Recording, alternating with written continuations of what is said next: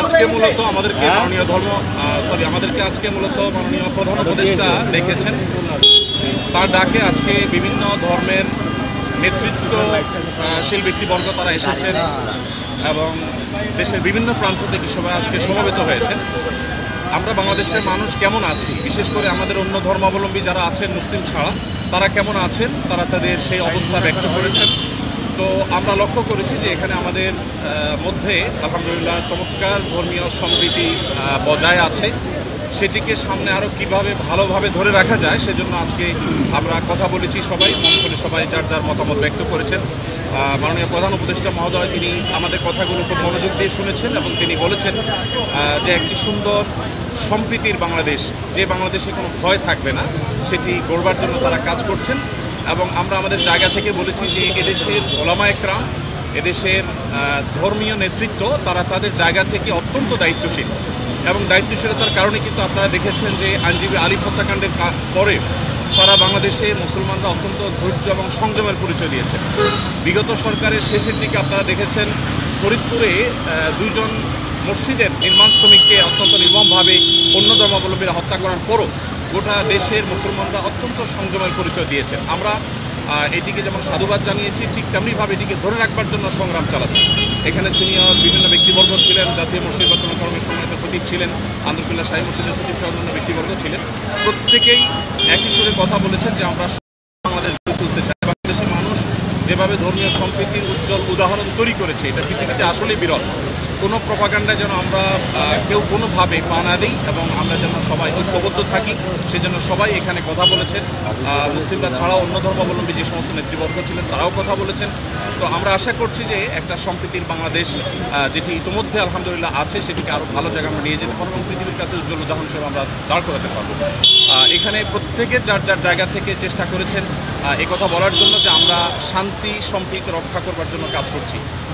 আমরা 5ই আগস্টে লাইভে এসে প্রত্যেকে যার যার জায়গা থেকে আমরা সবাই কিন্তু মানুষকে সজাগ থাকার, সতর্ক থাকার এবং সংযমী থাকার, ধৈর্যশীল থাকার জন্য আমরা আহ্বান করেছি। এবং আলিফ হত্যাকাণ্ডের পরও আমরা প্রত্যেকে যার যার জায়গা থেকে মানুষকে সংযমী থাকার আহ্বান করেছি। ইসলাম আমাদেরকে অন্য ধর্মাবলম্বীর ব্যাপারে যথেষ্ট দায়িত্বশীল আচরণ করতে বলে। আমাদের প্রিয় নবী সাল্লাল্লাহু আলাইহি সাল্লাম আমাদেরকে মানুষ হিসাবে অন্য ধর্মাবলম্বীদেরকে মর্যাদা দিতে শিখিয়েছে এবং সেই শিক্ষা ধারণ করবার কারণে বাংলাদেশের মানুষের মধ্যে সাম্প্রদায়িক সম্প্রীতি তৈরি হয়েছে। আমরা আমাদের আশেপাশের বিভিন্ন জায়গা থেকে সাম্প্রদায়িক সম্প্রীতির যে নাসিহা শুনে থাকি, উপদেশ শুনে থাকি, সেই সমস্ত জায়গায় যখন দেখি যে সংখ্যালঘুরা নির্যাতিত হচ্ছে, আঘাতপ্রাপ্ত হচ্ছে এবং দলে দলে তাদের উপাসনাগুলো ভাঙা হচ্ছে, আমার মনে হয় সেই জায়গাটাতে আমাদের মনোযোগ দেওয়া দরকার। আমাদের দেশে সংখ্যালঘু ভাইরা তারা নিরাপদ আছেন, নিরাপদ থাকবেন, তাদেরকে নিরাপদ রাখবার জন্য আমাদের সরকার যেমন কাজ করছে, ধর্মীয় নেতৃত্ব তারা তাদের জায়গা থেকে কাজ করছেন। তো আমরা মূলত এই বার্তাটা মাননীয় প্রধান উপদেষ্টা মহোদয়কে আমরা দেওয়ার চেষ্টা করেছি যে আমাদের জায়গা থেকে আমরা ঐক্যবদ্ধ আছি, ঐক্যবদ্ধ আমরা থাকবো।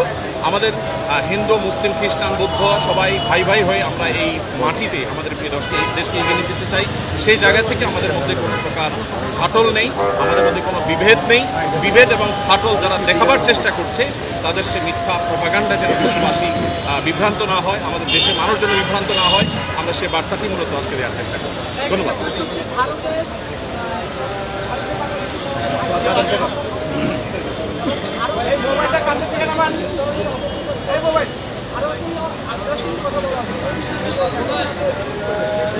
এ বিষয়ে আমার পাশে আব্দুল্লাহ বিন আব্দুর রাজ্জাক আছেন, উনি ওনার বক্তব্যে বলেছেন, আরও বক্তারা বলেছেন ভারতে বিশেষ করে আমাদের সেখানে যে সমস্ত সংখ্যালঘু নির্যাতন হচ্ছে আর সেখানে যে সমস্ত সহিংস ঘটনা ঘটছে, যেমন এই যে উপ হাই কমিশনারের হামলার কথা আপনি বলেছেন, এগুলোর কারণে আসলে আমাদের কথা বলা দরকার। আমাদের রাষ্ট্রীয়ভাবে মাননীয় প্রধান উপদেষ্টা মহোদয়কে বলা হয়েছে যে তিনি যেন তার জায়গা থেকে, সরকার জায়গা থেকে কথাগুলো বলেন।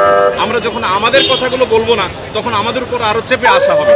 এই কালচার থেকে বেরিয়ে আসার জন্য আমাদেরকে আমাদের অধিকারের কথা বলতে হবে। আমরা আজকে সেখানে যে আক্রান্ত হয়েছি কলকাতাতে, তার বাইরে যে মুসলমানরা আক্রান্ত হচ্ছেন সেখানে, সেগুলো আমাদের কথা বলতে হবে। তাহলে সেক্ষেত্রে হয়তোবা এই যে আজকে যে পরিস্থিতি আমরা মুখোমুখি হচ্ছি, আজকে আমাদের উপরে চাপিয়ে দেওয়া হচ্ছে মিথ্যা প্রপাগান্ডা, সেটা থেকে আমরা উত্তরণের পদ্ধতি খুঁজে